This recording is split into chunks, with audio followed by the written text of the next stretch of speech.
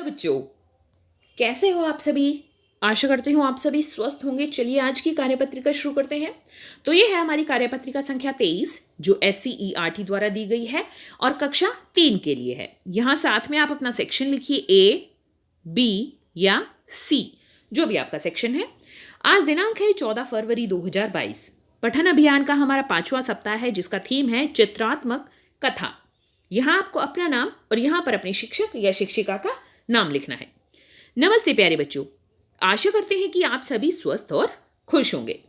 बच्चों, हम सभी में बहुत सारे गुण होते हैं, लेकिन फिर भी हम अपनी किसी एक कमजोरी के लिए बहुत परेशान रहते हैं और अपनी अच्छाइयों को नजरअंदाज कर दुखी होते रहते हैं।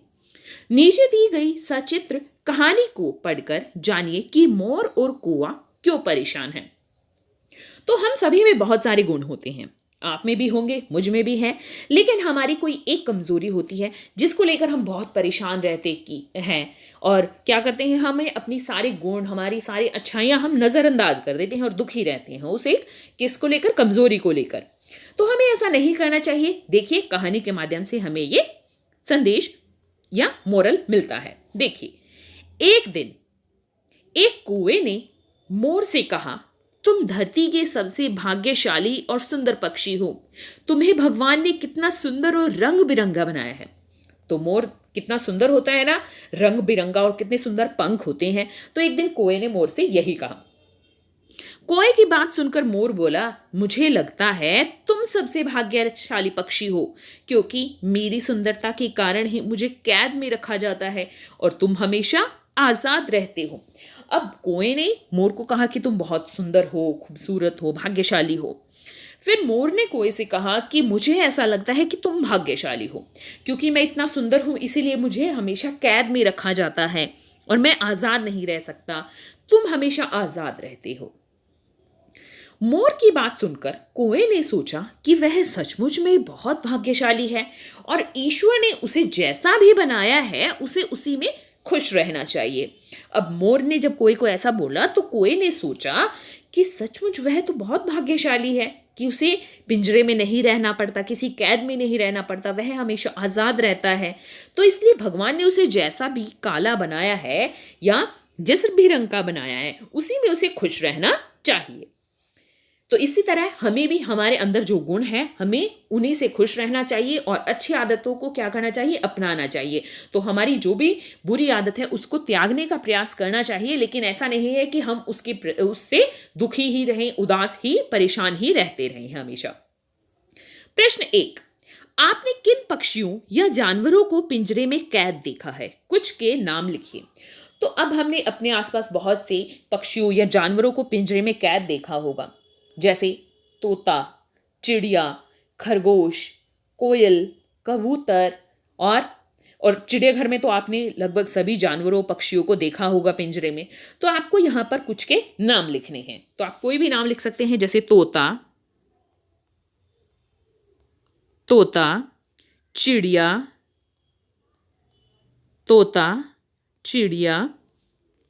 कबूतर, खरगोश को भी कहाँ घर में जब पालते हैं तो उसको किस में रखते हैं, उसको भी किस में, पिंजरे में ही कैद करते हैं, लेकिन उसका पिंजरा थोड़ा सा बड़ा होता है।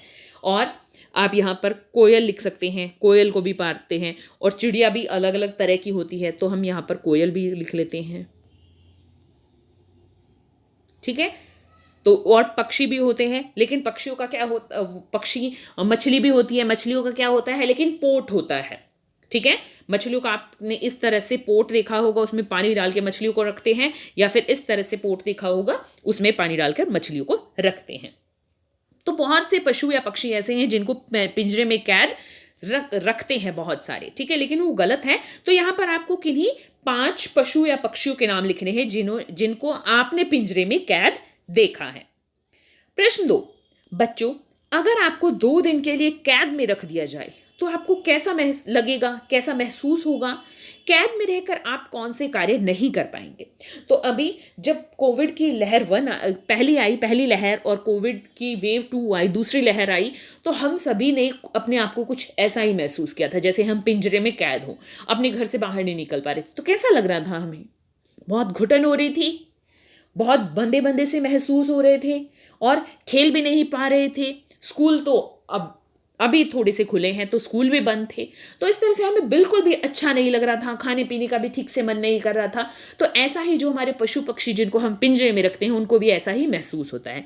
तो इसको आप किस तरह से लिखेंगे, देखिए पहले प्रश्न का उत्तर तोता, चिड़िया, खरगोश, कोयल, कबूतर, इनमें से आप कोई भी लिख सकते हैं, या किसी और पशु पक्षी को देखा है तो आप वो भी लिख सकते हैं। अब प्रश्न 2 का उत्तर है, अगर हमें 2 दिन के लिए कैद में रख दिया जाए तो हमें बिल्कुल भी अच्छा नहीं लगेगा, हमें घुटन महसूस होगी और इससे हम स्कूल नहीं जा पाएंगे और अपने दोस्तों के साथ बाहर खेलने नहीं जा सकेंगे। तो हमें अगर 2 दिन के लिए पिंजरे में रखा जाए, कैद रखा जाए, तो हमें कुछ इस तरह से लगेगा।